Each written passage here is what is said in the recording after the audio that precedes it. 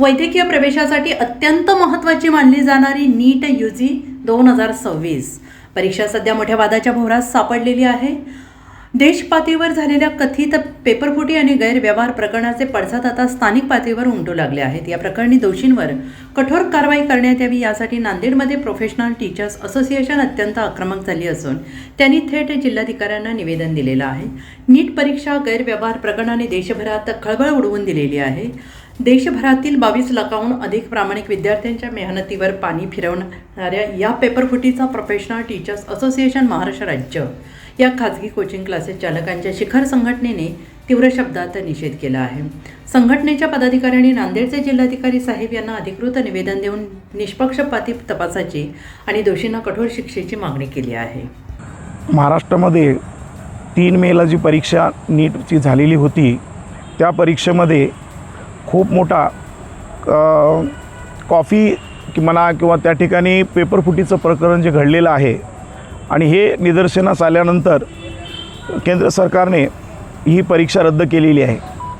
परीक्षा रद्द केलेली आहे हे खूप योग्य झालेलं आहे, परंतु यामुळे मुलांवर जे दडपण आलेलं आहे, जे खरंच मेहनती मुलं होती, गोरगरिबांची मुलं होती, त्यांनी अहोरात्र दिवसरात्र एक करून मेहनत करून परीक्षा दिल्यानंतर त्यांना परत एकदा आता 21 जूनला पुन्हा परीक्षेसाठी तयारी करावं लागणार आहे.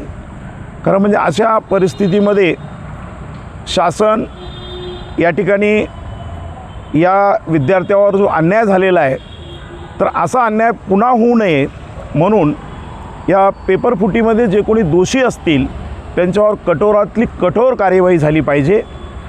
आणि ही कारवाई करत असताना एखाद्या क्लास संचालकाने गुन्हा केलेला आहे किंवा या गुन्ह्यात अडकलेला आहे म्हणून बाकी इतर जे क्लास आहेत त्यांना दोषी न धरता किंवा बाकीच्या क्लासेसवर कुठल्याही प्रकारचं दडपण निर्माण न करता क्लासेस परत एकदा सुरळीत राहणार आहेत आणि क्लासेसवर शासन कुठल्याही प्रकारचं जे दोषी नाहीत त्यांना विनाकारण त्यांच्याबद्दल कुठल्याही प्रकारची बदनामीकारक अशी विधान किंवा वाक्यप्रयोग होऊ नये अशी आमची अपेक्षा आहे.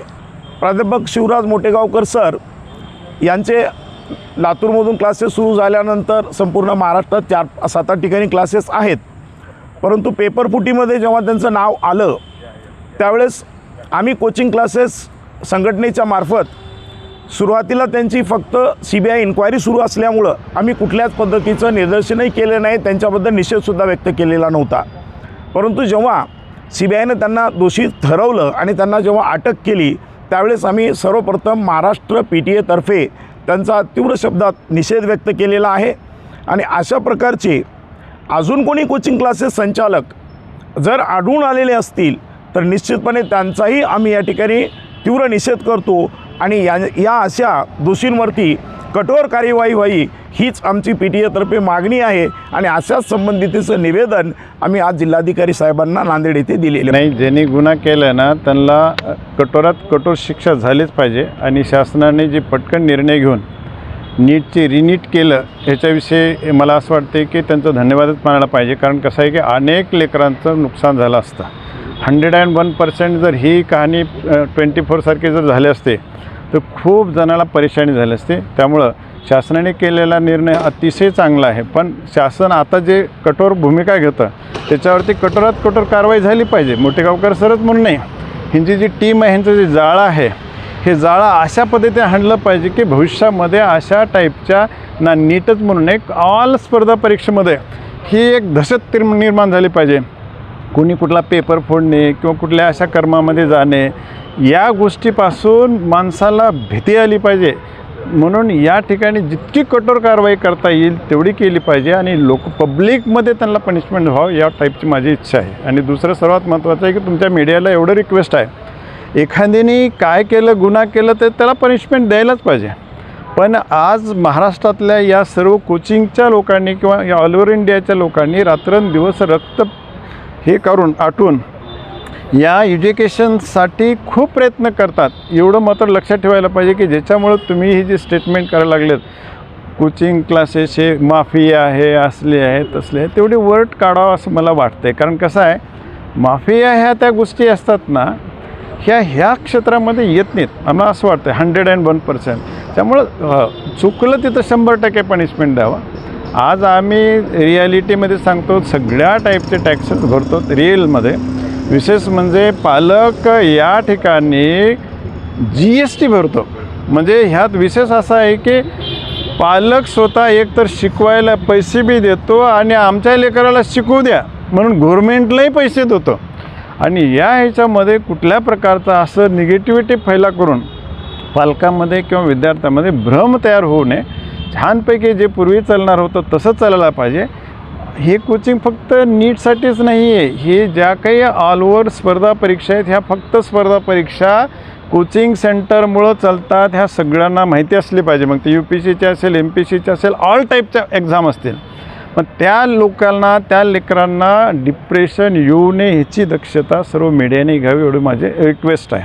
कारण कसं आहे, आज जर थोडक्यात काय वाटतं की एखाद्याला आपण टॉर्चर करत असताना अनेकांना जर अनेक वेगवेगळे शब्द जर बोलायला लागले, ह्या लोकांनी काहीतरी मेहनत करून हे कमवलेलं नाव आहे. शासन खूप छान आहे, शासन परीक्षा घेतं.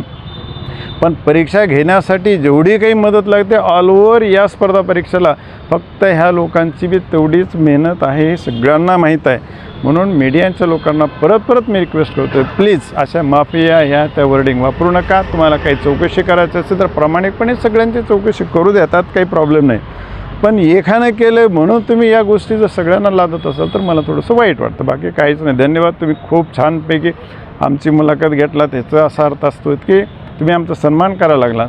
पण फक्त आता एवढंच आहे, सन्मान करता बाकी कोचिंगवाल्यावरती दहशत येणार नाही.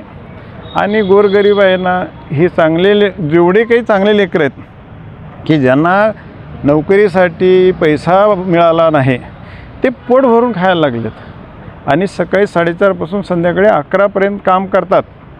12 घंटे आम्ही 20 वर्ष शिकवल्यानंतर आज नांदेडमध्ये, तुम्हाला सगळ्यांना माहीत आहे, नांदेडमध्ये कुठंतरी नॅशनल लेवलला नाव गेलेलं आहे. आणि हे सगळ्यांनी तुम्हाला टिकून ठेवता आलं पाहिजे. यासाठी सगळ्यांनी प्रयत्न करावा. आमचं काही चुकलं असेल किंवा आमच्या काही कंडिशन असतील, ह्या सगळ्या त्यांची प्रॉपर शासन मान्य लादायला काहीच अडचण नाही. मग त्या कुठल्या टॅक्सेशनच्या असतील किंवा कुठल्या रूल्सच्या असतील किंवा मुलांच्या सुविधेच्या असतील, या टोटल तंतोतंत आपल्यावर अप्लाय करा. 100% आम्ही ते फॉलो करू. पण विनाकारण काही गरज नसताना ही जे कॉमन जे स्टेटमेंट चालू आहे तेवढं थांबवा. हे जे साम्राज्य तुम्ही म्हणायला लागलात ना, हे साम्राज्य तुम्हाला आजच दिसू लागलं आहे का? तुम्हाला पहिलं दिसत नव्हतं का? हे अशा त्या गोष्टी तो पार्ट वेगळा झाला. पण हे जे पेपर फुटी आहे, हे लिकेज आहे ना फक्त मोठे करणे या वर्षीच केलं नाही की सगळेच बघा ना तुम्ही, UPSCचे पेपर फुटले, MPSCचे पेपर फुटले, तुमच्या TETचे पेपर फुटले. ही जो प्रकार चालू आहे हे थांबावं अशी आमची इच्छा आहे. ह्याच्यासाठी कोणीतरी तुम्हाला तुमच्या लक्षात येईल, कोणीतरी एकतर जिम्मेदार झालं पाहिजे. शासनाने सहज घेऊ नये. इतर गोष्टीमध्ये सहज घेणं सोपं आहे, पण एवढा आज लेकरं काय होतं माहीत आहे का, इतकी बरोबर तयारी करतात. आणि अशा तयारीमध्ये जर अशा गोष्टी घडलेल्या ना, या गोष्टी बाकी कमावणारे कोण काय केलं त्याच्यावर मला फार बोलायची गरज नाही. पण मला एवढंच बोलायचं आहे की लेकरांनी काय गुन्हा केला होता की जेणेकरून आज एवढी मोठी पनिशमेंट भेटायला लागली. याच परीक्षेत नाही हो, मागचे तुम्ही बघा ना, UPSCच्या परीक्षेमध्ये, MPSCच्या परीक्षेमध्ये, तुमच्या टीचर सिलेक्शनच्या परीक्षेमध्ये, म्हणजे इतकं सोपं झाले हे डिस्टर्ब करायला. तेवढं होऊ नये एवढी काळजी घ्यावं. बाकी सरळ होतात. आणि त्याच्यामुळे कसं आहे की तुम्ही रूल्स टाकून द्या ना, रूल्स टाकून द्या. नुसतं एकच रूल्स नाही, टॅक्सेशनचे रूल्स टाकून द्या, ह्याचे रूल्स टाकून द्या. ते सगळे आम्ही फॉलो करतो. काही विषय नाही आम्हाला. एखाद्या व्यक्तीविषयी आम्हाला काही बोलायचं नाही. व्यक्तीविषयी तुम्ही पाहायला लागला त्याच्यावर मी फारसं काही बोलू शकतो नाही. मी आता पाहिलं ते मोठेगावकर सरचं या वर्षापुरचं, ते बी त्याच्या कॉमन याच्यामधून आलेलं आहे. मी पूर्वी कोण फोडलं काय याच्यावरती मी कधी पाहत बी नाही, कधी बघत बी नाही. कारण कसं आहे, माझा शेड्यूल आहे ना, सकाळी 6 ते 12 आणि दुपारी 3 ते 9 नॉनस्टॉप 12 घंटे टीचिंगचं. तुम्हालाच माहीत आहे, तुम्ही माझे विद्यार्थी आहेत. त्याच्यामुळे ह्याच्यावर मी बाकी कुठलं भाषण करत नाही, कुठलं भाष्यही करत नाही. कारण मला हे कुठल्याच प्रकारचं माहिती नाही. मी फक्त काल मी एकदा न्यूज बघत असताना मला वाटतं कुठल्या तरी एका न्यूजवाल्याने असं सांगितलं की हे कोचिंग म्हणजे माफिया सेंटर आहे. ह्याच्यामुळे दुःख आलं आणि त्याच्यामुळे तेवढं मी व्यक्त झालं. थँक्यू. कुठलं होऊ नये ना हो. कारण रात्रंदिवस मला सांगा, जर समजा एकदा कदाचित सगळे कोचिंग क्लासेसवाल्यांना तुम्ही घरी बसवलात, त्यांना काय खायला घालता एक. दुसरं, सगळ्याच कोचिंग क्लासेसवाला एवढं निर्बंध टाका ते कोचिंगच घेऊ नये. पॅरलल तुमच्याकडे सिस्टम आहे का आज पालकासाठी? पॅरलल सिस्टम असेल तर 100% उद्याच लॉक करून टाका, आम्ही कुठंतरी मजुरी करून खाऊ. पण ह्या सगळ्या गोष्टी आहेत ना, एवढं सोपं नाही आहे. कारण कसं आहे, नॅशनल लेवलचा सिलेबस IIT सारखा सिलेबस आहे ना, या सिलेबससाठी आज महाराष्ट्र स्टेट काय झुंजतं आहे माहीत आहे का? 90% लोक आपण बाहेरच्या स्टेटमधून आणून त्या शिकवणी करून घेतो. हे एवढं सोपं नाही आहे आणि चांगल्यापैकी 4 वर्षात स्टँड झालं आहे. आणि अशी जर सगळ्या गोष्टी जर झाल्या ना, पालकांना, आमच्या नांदेडवाल्यांना किंवा महाराष्ट्राच्या लोकांना 1000 किलोमीटरच्या दूर जाऊन परत तीच कहाणी होईल की जे दुसऱ्या स्टेटमध्ये आहे ना जाऊन पूर्वी करायचे लोक, त्या पद्धतीचं आपल्याला या ठिकाणी करावं लागणार आहे. तर त्यासाठी थोडं सहकार्य करा. सगळी काळजी आम्ही घेतो. आमच्या काही चुका होत असतील तर मधून तुम्ही आम्हाला डायरेक्ट टोकत राहा ना, काय प्रॉब्लेम आहे, तुम्ही शासनाने निर्बंध टाकून द्या, करतो आम्ही, काय अडचण नाही. तर ते फक्त नियमाच्या बाहेर एकमेवच क्लास होता सिर्फ मोठेगावकरचाच, दुसऱ्या कोणाकडे नाही गेला ना. तर नशिबानं कसं असतं माहीत आहे का, काही गोष्टी आहेत ना परमेश्वर काही दिवस टिकवतो. पण आज कुणाकडेच 100-125च्या पुढे स्ट्रेंथ नाही, 50 आणि 60वरच आहेत मॅक्झिमम बॅचेस तर. आणि बाकी एखादी 2 असतील तर 100-150 त्या लेवलच्या मुलांचे असतात. बसायला बैठक व्यवस्था आहे. आणि तुम्ही आमच्या सगळ्या सेंटरला जर पाहिलं ना, सगळ्या सेंटरला सेंट्रल AC चालते. इतकं सुपर आहे की त्या लेकरांना एवढं लाही वाटतं. त्याच्यामुळं बाकी सुविधा कुठं कमी करत नाहीत असं आहे. आणि सुविधा कमी केला ते येणारच नाहीत लेकरांना. तुमच्या घरी जाऊन बोलावण्याला थोडंच कोणी येणार आहे. त्यांना बेस्ट वाटलेले म्हणून ते पालक पैसे द्यायला लागले असं आहे. त्याच्यामुळं तो पार्टच आपला नाही आहे. मला तुमच्या माध्यमातून मला सर्व जनतेला सांगायचं आहे की एक व्यक्ती जर दोषी निघत असेल तर सर्वांना दोषी धरू नये मला असं वाटतं. कारण आज तुम्ही पाहतो की आज खेड्यापाड्यामधले जो मुलं आहेत, गोरगरिबाची मुलं आहेत, रिक्षा चालकांची मुलं आहेत, आज नांदेडच्या आजूबाजूचे किंवा नांदेडच्या शहरामधले जे मुलं आहेत आज डॉक्टर होत आहेत. त्याचं कारण म्हणजे काय की आज क्लासेसवाल्याने जी काही मेहनत घेतलेली आहे त्या मेहनतीमुळे आज पूर्ण महाराष्ट्रामधून आज पूर्ण सगळ्यांची मुलं आज डॉक्टर होत आहेत. तर मला असं वाटतं की एका व्यक्तीमुळे सगळ्यांना दोष देणं मला वाटतं थांबवावं. जे काही संघटनेचे पदाधिकारी आहेत त्यांनासुद्धा आम्ही सर्वांच्या वतीने मी सर्वांना विनंती करतो की एका व्यक्तीमुळे सर्वांना दोष देता कामा नये, ही आपल्या माध्यमातून सर्वांना विनंती आहे.